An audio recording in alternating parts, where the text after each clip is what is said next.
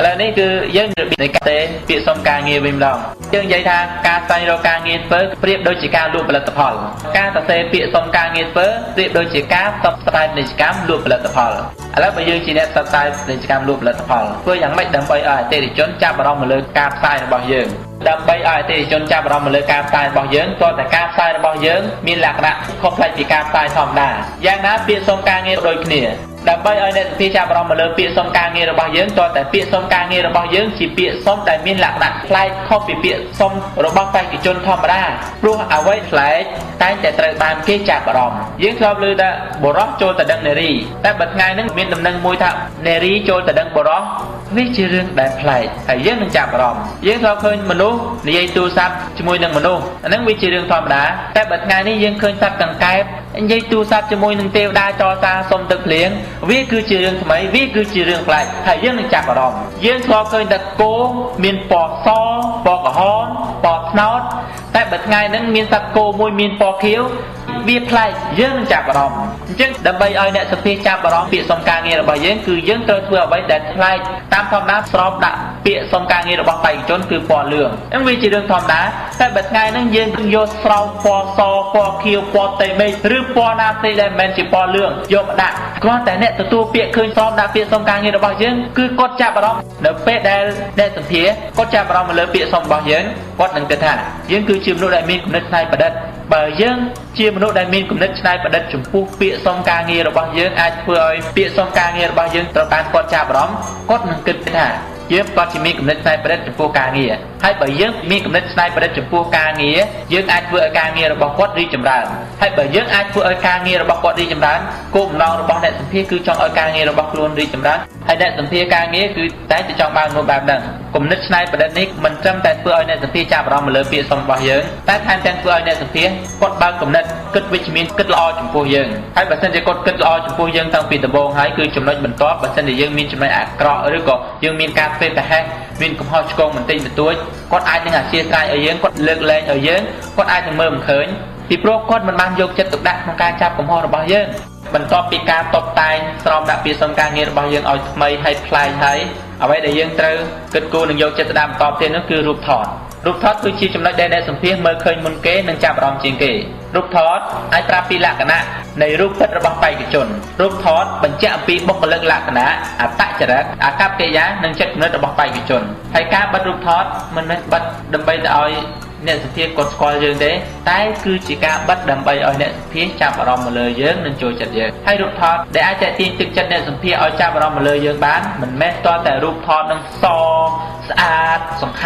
ាមានសម្ផស្សតែជារូបថតដែលស្រស់ហើយធ្វើយ៉ាងម៉េចដើម្បីឲ្យរូបថតរបស់យើងស្រស់គឺការញញឹមរូបថតញញឹមបង្ហាញថាយើងគឺជាមនុស្សដែលមានបុគ្គលិកលក្ខណៈរីករាយមានអំណរសាទរតែយើងធ្លាប់និយាយថាទឹកមុខមានអំណោយទានទឹកមុខមានអំណោយទាននោះអញ្ចឹងនៅពេលដែលអ្នកសម្ភារគាត់មើលរូបថតរបស់យើងឃើញទឹកមុខរបស់យើងញញឹមគាត់នឹងគិតថាអូពុកបេក្ខជននោះមានអំណោយទានគាត់ចូលចិត្តបូកផ្សំជាមួយនឹងការធ្វើឲ្យគាត់បើកគំនិតតាំងពីដំបូងម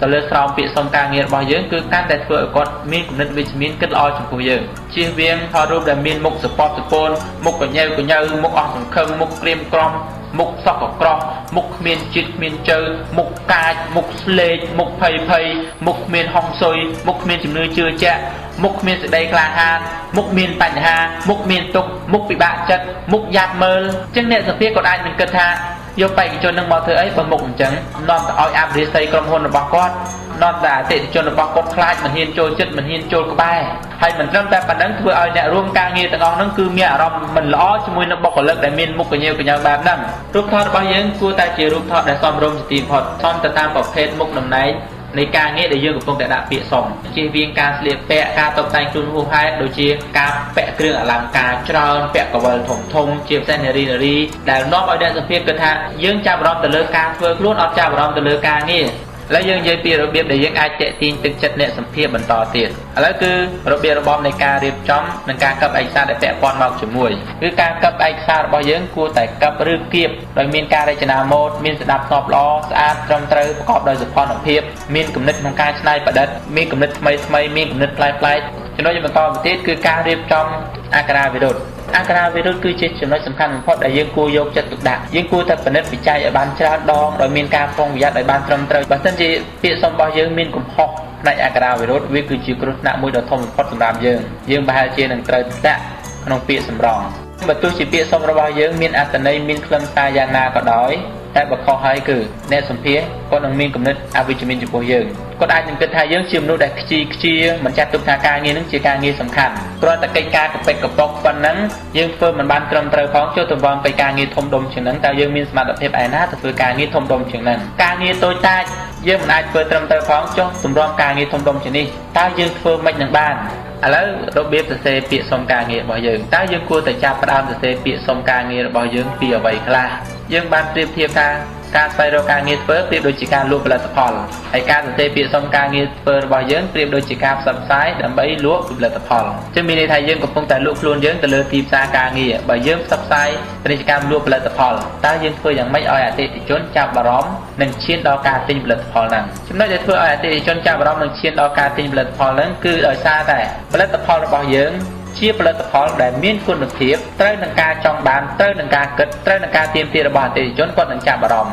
យ៉ាងណាការសរសេរពាក្យសុំការងាររបស់យើងក៏មានលក្ខណៈដូចគ្នាពាក្យសុំរបស់យើងត្រូវបានអ្នកសម្ភាសចាប់អារម្មណ៍ហើយហៅយើងទៅសម្ភាសលុះតាតែពាក្យសុំរបស់យើងជាពាក្យសុំដែលបង្ហាញថាយើងគឺជាបេក្ខជនដែលមានសមត្ថភាពមានទេពកោសល្យមានគុណសម្បត្តិមានលក្ខណៈសម្បត្តិត្រូវនឹងការចង់បានត្រូវនឹងការគិតត្រូវនឹងការទាមទាររបស់អ្នកសម្ភាសឧទាហរណ៍ថាក្រុមហ៊ុនហ្នឹងទាមទារឲ្យបេក្ខជនខ្លាំងខាំងតំណែងអញ្ចឹងបើយើងសរសេររៀបរាប់គឺយើងសរសេររៀបរាប់តែពីលក្ខណៈសម្បត្តិគុណសម្បត្តិសមត្ថភាពរបស់យើងទាំងឡាយណាដែលតាក់ទងទៅនឹងការតំណែងដោយបង្ហាញឲ្យអ្នកសម្ភាសឃើញថាយើងពិតជាមនុស្សដែលមានសមត្ថភាពនៅក្នុងការតំណែងជាងយើងសរសេរពីអ្វីដែលយើងអាចជួយធ្វើឲ្យក្រុមហ៊ុននឹងមានការរីកចម្រើនចឹងបញ្ហាទៅនឹងថាតើយើងធ្វើយ៉ាងម៉េចដើម្បីឲ្យយើងដឹងថាតើក្រុមហ៊ុនចង់បានអីត្រូវការអីនិងទាមទារអីដើម្បីឲ្យយើងដឹងថាក្រុមហ៊ុនចង់បានអ្វីទាមទារអ្វីគឺយើងត្រូវដឹងថាក្រុមហ៊ុននោះគឺជាក្រុមហ៊ុនអ្វីមានប្រតិបត្តិការទៅលើអាជីវកម្មអ្វីមានផលិតផលអ្វ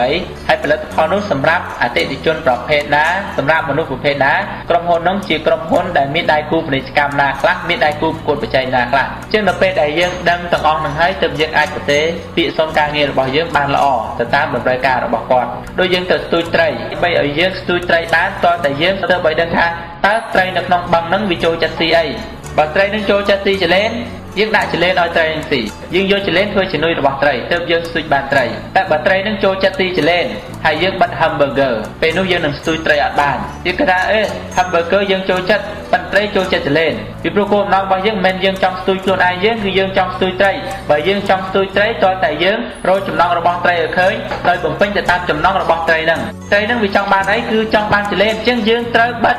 នុយចលែនមិនមែនបិទនុយដែលយើងចូលចិត្តបិទអញ្ចឹងយើងសរសេរពីលក្ខណៈគុណសម្បត្តិដែលក្រុមហ៊ុនត្រូវការដែលក្រុមហ៊ុនចង់បានដែលក្រុមហ៊ុនទាមទារមិនមែនសរសេរពីអ្វីដែលយើងចង់បានពីអ្វីដែលយើងទាមទារហើយធ្វើម៉េចដើម្បីឲ្យបងប្អូនដឹងថាក្រុមហ៊ុនត្រូវការអីក្រុមហ៊ុនចង់បានអីក្រុមហ៊ុនទាមទារអីគឺបងប្អូនអាចទូរស័ព្ទទៅសួរអ្នកទទួលពាក្យសួរពីបញ្ហាខ្លះៗទាក់ទងទៅនឹងការដាក់ពាក្យសុំធ្វើការហ្នឹងឬក៏បងប្អូនអាចទៅសួរផ្ទាល់ទៅស៊ើបសួរថាក្រុមហ៊ុនហ្នឹងជាក្រុមហ៊ុនអ្វីផលិតផលជាផលិតផលប្រភេទណាផលិតផលហ្នឹងត្រូវនឹងមនុស្សប្រភេទណាហើយក្រុមហ៊ុនហ្នឹងកំពុងមានបញ្ហាអីហើយគោលបំណងរបស់ក្រុមហ៊ុនហ្នឹងគឺចង់បានអីដល់ពេលដែលយើងដឹងទាំងអស់ហ្នឹងបានហើយទើបយើងយកអាការទាមទារការចង់បានរបស់ក្រុមហ៊ុនទាំងអស់ហ្នឹងយកមកសរសេរដាក់នៅក្នុងពាក្យសុំការងាររបស់យើងហើយពាក្យសុំការងាររបស់យើងចាប់ដល់ដំបូងគឺប្រវត្តិរូបសង្ខេបរបស់យើងគឺមានឈ្មោះអាយុភេទសញ្ជាតិស្ថានភាពនៅលីវឬក៏មានគ្រួសារថ្ងៃខែឆ្នាំកំណើតទីកន្លែងកំណើតកម្ពស់ទម្ងន់សុខភាពអាសយដ្ឋានបច្ចុប្បន្ននិងលេខទូរស័ព្ទសម្រាប់ទំនាក់ទំនង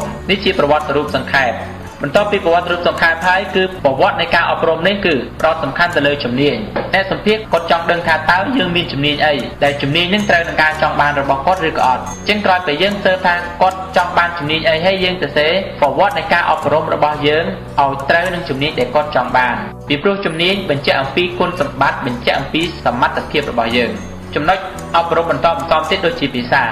ាគឺជាលទ្ធភាពនៃទំនាក់ទំនងមួយដែលបងប្អូនត្រូវតែចេះបន្ទាប់ពីភាសាមកគឺបច្ចេកទេសឥឡូវយុគសម័យបច្ចុប្បន្នហ្នឹងគឺជាយុគសម័យបច្ចេកទេសមានការរីកចម្រើនជឿនលឿនអញ្ចឹងបើយើងអត់ចេះ computer យើងរកការងារធ្វើក៏ពិបាកបើយើងមានជំនាញច្បាស់លាស់ហើយយើងគួរចេះភាសាចេះ បច្ចេកទេសហើយនៅក្នុងប្រវត្តិនៃការអប់រំរបស់យើងបើធ្លាប់ទទួលបានការបណ្ដុះបណ្ដាលវគ្គខ្លីៗអីគឺយើងដាក់មកដូចជាវគ្គ leadership វគ្គបណ្ដុះបណ្ដាលផ្នែកលួវិធីកឬក៏ចំណេះដឹងផ្សេងៗដូចជាយើងចេះបើកឡានចេះតភ្លើងចេះចម្អិនអាហារចេះមើលក្មេងៗចេះនិពន្ធសភៅនេះគឺជាការរៀបរាប់អំពីសមត្ថភាពរបស់យើងចឹងបន្ទាប់ពីប្រវត្តិនៃការអប់រំមកគឺយើងចាប់ដើមចូលដល់បទពិសោធន៍នៃការងារបទពិសោធន៍ការងារនេះសំខាន់ណាស់បើសិនជាបងប្អូនមានបទពិសោធន៍ការងារវាគឺជាអត្តភាពមួយដែលអ្នកសម្ភារគាត់អាចនឹងជ្រើសរើសយើងតែបើសិនជាបងប្អូនអត់មានបទពិសោធន៍ទេក៏កុំបារម្ភតិចទៀតយើងនឹងដឹងថាតើយើងគួរបង្កើតបទពិសោធន៍នៃការងាររបស់យើងតាមវិធីណាឥឡូវយើងនិយាយពីបទពិសោធន៍នៃការងារបទពិសោធន៍នៃការងារជាគោលបំណងដែលអ្នកសម្ភារគាត់ចង់បានណាអញ្ចឹងបើយើងធ្លាប់ធ្វើការងារនៅកន្លែងណាយើងដាក់មកឧទាហរណ៍យើងធ្លាប់ធ្វើការងារអ្វីខ្លះក្រុមហ៊ុនឈ្មោះអីធ្វើការប្រហែលឆ្នាំក្នុងមុខតំណែងអីក្នុងតួនាទីអីហើយទទួលបានលទ្ធផលយ៉ាងម៉េចហើយយើងមានស្នាដៃអីខ្លះយើងមានគុណសម្បត្តិអីខ្លះក្នុងការពំនាំយកភាពជោគជ័យមកដល់ក្រុមហ៊ុនហ្នឹងហើយយើងមានលិខិតបញ្ជាក់ឬក៏អត់មានអ្នកធានាយើងឬក៏អត់ចំពោះអ្នកធានាគឺជាប្រធានក្រុមហ៊ុនមុនតែយើងធ្លាប់ធ្វើការជាមួយគាត់អញ្ចឹងយើងគួរតែប្រាប់គាត់មុនបើយើងដាក់ពាក្យសុំធ្វើការនៅក្នុងក្រុមហ៊ុនផ្សេងទៀតយើងគួរតែប្រាប់គាត់ថាបើសិនជានាយកក្រុមហ៊ុននេះខលមកជួបលោកប្រធានសូមលោកប្រធានជួយរាយរាប់តាប់អំពីគុណសម្បត្តិសមត្ថភាពនិងអេរិយាបថរបស់ខ្ញុំទៅដល់គាត់ផងតបពីបទពិសោធន៍មកគឺចំណង់ចំណូលចិត្តនិងទម្លាប់នៅពេលដែលទំនេរតើពេលទំនេរនឹងយើងចូលចិត្តធ្វើអីតាមរយៈចំណង់ចំណូលចិត្តអាចឲ្យអ្នកសម្ភារដឹងពីអេរិយាបថបុគ្គលិកលក្ខណៈអត្តចរិតអាកប្បកិរិយារបស់បេក្ខជនតាមរយៈទម្លាប់អាចឲ្យអ្នកសម្ភារក៏ដឹងពីទង្វើដឹងពីសកម្មភាពរបស់បេក្ខជនតាមរយៈសកម្មភាពនឹងអាចឲ្យអ្នកសម្ភារក៏ដឹងអំពីគុណសម្បត្តិលក្ខណៈសម្បត្តិនិងសមត្ថភាពនៃការងាររបស់បេក្ខជនអញ្ចឹងចំណង់ចំណូលចិត្តរបស់យើងក៏អាចបញ្ជាក់ប្រាប់អ្នកសម្ភារឲ្យដឹងអំពីអត្តចរិតនិងសមត្ថភាពរបស់យើងម្ល៉េះហើយបាទបងប្អូនគួរតែមានចំណង់ចំណូលចិត្តឬក៏មានទម្លាប់ក្នុងការធ្វើអ្វីមួយឲ្យពាក់ព័ន្ធទៅនឹងគោលដៅគោលបំណងរបស់យើងហើយចំណង់ចំណូលចិត្តនិងទម្លាប់របស់យើងត្រូវតែទាក់ទងទៅនឹងជំនាញដែលយើងរៀននិងតំណែងការងារដែលយើងកំពុងតែដាក់ពាក្យសុំឧទាហរណ៍ថាជំនាញរបស់យើងគឺជាជំនាញលក់ហើយទម្លាប់របស់យើងគឺយើងតែងតែចូលចិត្តដើរទៅទាក់ទងមនុស្សបង្កើតមិត្តភាពជាមួយនឹងមនុស្សចេញទៅក្រៅជួបជាមួយមនុស្សចង់សម្ព័ន្ធភាពជាមួយនឹងមនុស្សចំណង់ចំណូលចិត្តនេះគឺតាក់ទងទៅនឹងគោលបំណងហើយដល់ពេលដែលចំណង់ចំណូលចិត្តនឹងតាក់ទងនឹងគោលបំណងអ្នកសម្ភារគាត់កាន់តែគិតថាយើងគឺជាមនុស្សដែលស្រឡាញ់ពិតប្រាកដហើយដល់ពេលយើងស្រឡាញ់ជំនាញនឹងពិតប្រាកដគាត់ប្រកាសជាគិតថាយើងពិតជាមានសមត្ថភាពនៅក្នុងជំនាញហ្នឹងគោលបំណងនៃអាជីពទៅថ្ងៃអនាគតគឺ dream សុបិនរបស់យើងតាមរយៈគោលបំណងថ្ងៃអនាគតនេះអ្នកសម្ភារអាចមាននិយាយថាយើងគឺជាមនុស្សដែលមានគុណភាពការងារប៉ុណ្ណាគោលបំណងគឺជាមហិច្ឆតាជាសេចក្តីបងប្រាថ្នាជាការចង់បានជាការប៉ុនប៉ងជាការទៀមទាជាការគិតទុកជាការចារទុកជាការគ្រោងទុកមនុស្សដែលមានគោលបំណងច្បាស់លាស់ជាមនុស្សដែលរស់នៅមានផែនការមានគ្រោងការច្បាស់លាស់នៅក្នុងជីវិតគាត់ដឹងថាគាត់គួរធ្វើអីអញ្ចឹងរាល់សកម្មភាពរបស់គាត់គឺមានផែនការច្បាស់លាស់ហើយអ្នកសម្ភារដែលមានការគិតជ្រៅគាត់នឹងមិនជ្រើសរើសយកបេក្ខជនណាដែលមិនមានគោលបំណងច្បាស់លាស់នៅក្នុងជីវិតពីព្រោះមនុស្សដែលអត់មានគោលបំណងច្បាស់លាស់គឺរស់នៅកំដរតែផែនដីគាត់មានផែនការច្បាស់លាស់នៅក្នុងជីវិតរបស់គាត់មិនដឹងថាគាត់ត្រូវធ្វើអីសូម្បីតែជីវិតរបស់គាត់មួយទាំងមូលគាត់អត់មានគោលបំណងគាត់មិនមានផែនការច្បាស់លាស់ដើម្បីដឹកនាំជីវិតរបស់គាត់ឲ្យទៅមុខផងតែគាត់មានផែនការអ្វីខ្លះដើម្បីដឹកនាំក្រុមហ៊ុននឹងឲ្យទៅមុខជាងអ្នកសម្ភារគិតបែបហ្នឹងមនុស្សដែលមានគោលបំណងក្នុងជីវិតគឺជាមនុស្សដែលមានការតាំងចិត្តចំពោះការងារតែពេលដែលគាត់ធ្វើការងារណាមួយគឺគាត់តែមាន commitment ចំពោះការងារហ្នឹងមនុស្សដែលមានគោលបំណងច្បាស់លាស់គឺគាត់តែមានការបដិញ្ញាចិត្តចំពោះការងារគាត់យកចិត្តទុកដាក់ចំពោះការងារគាត់មានភាពម៉ឺងម៉ាត់ម៉ត់ចត់តស៊ូព្យាយាមខិតខំអត់ធ្មត់មិនងាយចុះចាញ់មិនងាយចុះញោមនឹងអបស័កមិនងាយធ្វើឲ្យបញ្ហាណាមករារាំងមកបំបាក់ទឹកចិត្តគាត់ធ្វើឲ្យគាត់នឿយហត់ធ្វើឲ្យគាត់នឿយណាយធ្វើឲ្យគាត់អស់កម្លាំងកាយធ្វើឲ្យគាត់អស់កម្លាំងចិត្តធ្វើឲ្យគាត់ទម្រុនធ្វើឲ្យគាត់មានលេសធ្វើឲ្យគាត់ដោះសារមនុស្សដែលមានគោលបំណងច្បាស់លាស់គឺជាមនុស្សដែលធ្វើការងារមិនដើម្បីតែលុយគាត់មើលឃើញអ្វីដែលធំជាងលុយនឹងទៅទៀតគឺគោលដៅរបស់គាត់ជាងគាត់មិនមែនធ្វើការងារដើម្បីតែលុយតែគាត់ធ្វើការងារដើម្បីគោលដៅរបស់គាត់ហើយមនុស្សដែលធ្វើការងារដើម្បីគោលដៅតែងតែធ្វើការងារបានល្អជាងមនុស្សដែលធ្វើការងារដើម្បីតែលុយមនុស្សដែលធ្វើការងារដើម្បីលុយគឺមុននឹងធ្វើការងារគិតតែលុយគិតតែសាច់លុយមនុស្សដែលធ្វើការងារដើម្បីគោលដៅគឺគាត់អត់គិតសាច់លុយទេគឺគាត់គិតសាច់ការជាមុនបងប្អូនគួរតែមានគោលបំណងហើយយ៉ាងណាគោលបំណងរបស់បងប្អូនគួរតែជាគោលបំណងដែលស្របទៅនឹងជំនាញដែលបងប្អូនកំពុងតែរៀនទៅនឹងមុខតំណែងដែលបងប្អូនកំពុងតែដាក់ពាក្យសុំធ្វើការងារឧទាហរណ៍ថាបងប្អូនដាក់ពាក្យសុំធ្វើការជាប្រធានគ្រប់គ្រងផ្នែកលក់ហើយគោលបំណងរបស់យើងគឺយើងចង់រំលបាំអាហ្នឹងវាអត់ស្របគ្នាបើសិនជាបងប្អូនចង់ដាក់ពាក្យធ្វើការងារជាប្រធានគ្រប់គ្រងផ្នែកលក់ តែគោលបំណងរបស់យើងគឺជាអ្នកធ្វើជំនួញឥឡូវចូលដល់ការសរសេរ cover letter ការសរសេរ cover letter គឺជាការសរសេររៀបរាប់អំពីចំណាប់អារម្មណ៍ចំពោះការងារពីមូលហេតុដែលយើងចង់បម្រើការងារនៅក្នុងមុខតំណែងហ្នឹងហើយនេះគឺជាឱកាសមួយដែលយើងអាចលើកយកពីគុណសម្បត្តិរបស់យើងពីលក្ខណៈសម្បត្តិរបស់យើងចំពោះការងារនិងមុខតំណែងរបស់យើងដែលយើងកំពុងតែដាក់ពាក្យមកនិយាយនេះគឺជាឱកាសមួយដែលយើងបង្ហាញពីសមត្ថភាពរបស់យើងចំពោះអ្នកសម្ភាសន៍យើងអាចនិយាយថាក្រោយពីទទួលបានដំណឹងនៃការផ្សព្វផ្សាយប្រកាសជ្រើសរើសបុគ្គលិករបស់លោកប្រធានតាមរយៈឧទាហរណ៍កាសែតកាលពីថ្ងៃចុចខ្ញុំមានចំណាប់អារម្មណ៍ចង់បម្រើការងារនៅក្នុងមុខតំណែងជាអ្នកលក់ខ្លាំងណាស់នៅក្នុងក្រុមហ៊ុនរបស់លោកប្រធានពីព្រោះខ្ញុំសពទទួលបានការបណ្ដុះបណ្ដាលផ្នែកលក់អស់រយៈពេលច្រើនឆ្នាំឧទាហរណ៍5ឆ្នាំនៅសាលាឈ្មោះនេះខ្ញុំធ្លាប់មានបទពិសោធន៍ធ្វើការងារផ្នែកលក់ក្នុងឋានៈជាអ្នកលក់នៅក្នុងក្រុមហ៊ុននេះអស់រយៈពេលប៉ុណ្នេះដោយទទួលបានលទ្ធផលល្អនិងធ្លាប់ពំនាំយកភាពជោគជ័យឲ្យក្រុមហ៊ុនបានជាច្រើនខ្ញុំជាមនុស្សដែលមានគំនិតឆ្លៀសវៃមានគំនិតរហ័សរហួនមានគំនិតច្នៃប្រឌិតមានគំនិតចាប់ផ្ដើមមានគំនិតផ្ដួចផ្ដើមមានគំនិតបង្កើតថ្មីមានគំនិតអភិវឌ្ឍខ្ញុំមានចំណងមានឆន្ទៈមានទឹកចិត្តមានសេចក្តីក្លាហានមានការតស៊ូមានការព្យាយាមមានការខិតខំប្រឹងប្រែងមានការយកចិត្តទុកដាក់មានភាពម៉ឺងម៉ាត់មានភាពហ្មត់ចត់មានការតាំងចិត្តមានទំនួលខុសត្រូវខ្ពស់ចំពោះការងារដោយខ្ញុំអាចធ្វើការងារបត់បែនតាមពេលវេលាតាមកលៈទេសៈដែលក្រុមហ៊ុនតម្រូវការខ្ញុំអាចធ្វើការងារត្រូវក្តៅក៏បានត្រូវត្រជាក់ក៏បានក្នុងការិយាល័យក៏បានចុះហាលថ្ងៃហាលវាលក៏បានធ្វើការងារតាមតំបន់ក៏បានតាមមូលដ្ឋានក៏បានទោះជិតឬក៏ឆ្ងាយខ្ញុំជាមនុស្សដែលមានកាយសម្បទាមាំមួនខ្ញុំជាមនុស្សដែលមានអេរយាប័តត្រឹមត្រូវមានអត្តចរិតថ្លៃថ្នូរមានអាកប្បកិរិយាល្អមានសិលធម៌មានសុជីវធម៌មានបុគ្គលិកលក្ខណៈរីរាយមានអំណរសាទរមានទំនាក់ទំនងល្អជាមួយនឹងមិត្តភ័ក្តិរួមការងារជាមួយនឹងមិត្តនៅសាលាហើយខ្ញុំអាចធ្វើការងារដោយឯករាជ្យក៏បានធ្វើការងារជាក្រុមក៏បានទៅតាមតម្រូវការដែលក្រុមហ៊ុនត្រូវការអញ្ចឹងតាមរយៈគុណសម្បត្តិលក្ខណៈសម្បត្តិសមត្ថភាពខាងលើនេះខ្ញុំមានការជឿជាក់យ៉ាងមុតមាំថាខ្ញុំអាចទទួលខុសត្រូវនៅក្នុងកិច្ចការងារនេះបានហើយខ្ញុំអាចធ្វើឲ្យក្រុមហ៊ុនរបស់លោកប្រធានមានការរីកចម្រើនមានការលូតលាស់មានការជឿនលឿនសម្រេចគោលដៅនិងទទួលបានភាពជោគជ័យបើសិនជាលោកប្រធានផ្ដល់ឱកាសឲ្យខ្ញុំបានបម្រើការនៅក្នុងក្រុមហ៊ុនរបស់លោកចំណុចដែលយើងគួរសរសេរគឺទី1យើងសរសេរពីចំណាប់អារម្មណ៍របស់យើងក្រោយពីសរសេរពីចំណាប់អារម្មណ៍របស់យើងហើយគឺយើងសរសេរពីគុណសម្បត្តិពីសមត្ថភាពរបស់យើងពីអ្វីដែលយើងអាចជួយឲ្យក្រុមហ៊ុននឹងមានការរីកចម្រើនលូតលាស់បានគឺយើងសរសេរពីអ្វីដែលយើងជួយឲ្យក្រុមហ៊ុនជោគជ័យបាន